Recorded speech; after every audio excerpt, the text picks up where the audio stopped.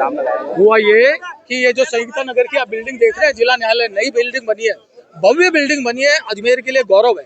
7 मंजिला बिल्डिंग बनी है, हमारे लिए एक गौरव का विषय है।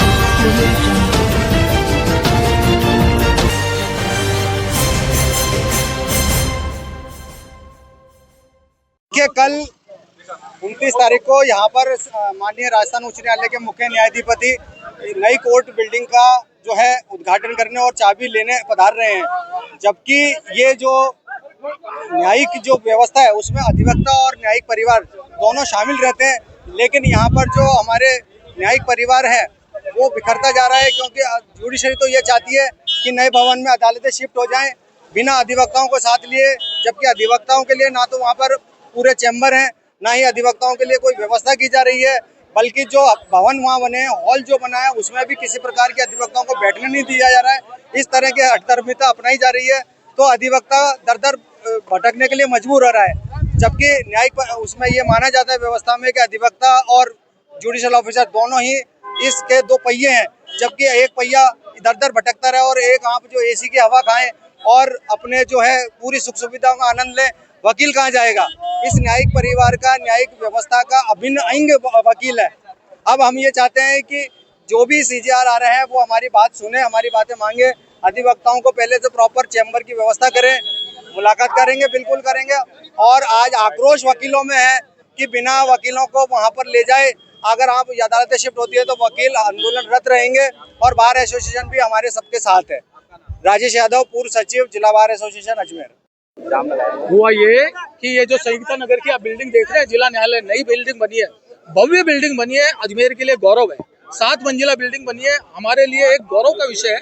अजमेर की जनता के लिए, वकीलों के लिए, जज के लिए इतना गौरव बना है। लेकिन हो रहा यह है कि इसमें जो बजट पास हुआ था, पहले हमारे जो चैम्बर थे 378 चैम्बर पास हुए थे, हुआ ये कि वो जो चैम्बरों का जो फंड है वो निस बिल्डिंग में शिफ्ट हो गया। कैसे हुआ हमको पता ही नहीं पड़ा, किसकी सहमति से किसने वो फंड को मेन बिल्डिंग में शिफ्ट कर दिया। हमारे चैम्बर रह गए मात्र 78, हमने उस पर भी सब्र कर लिया। मार्च में इसका उद्घाटन एक फॉर्मेलिटी तौर पे कर लिया। हमने उस वक्त विरोध किया था कि भाई अभी जब तक पहले सबकी समुचित व्यवस्था ना हो तब तक यहाँ पे शिफ्ट ना करें। चलो उस वक्त ये हुआ कि सिर्फ उद्घाटन हो रहा है, कोर्टें शिफ्ट नहीं हो रही।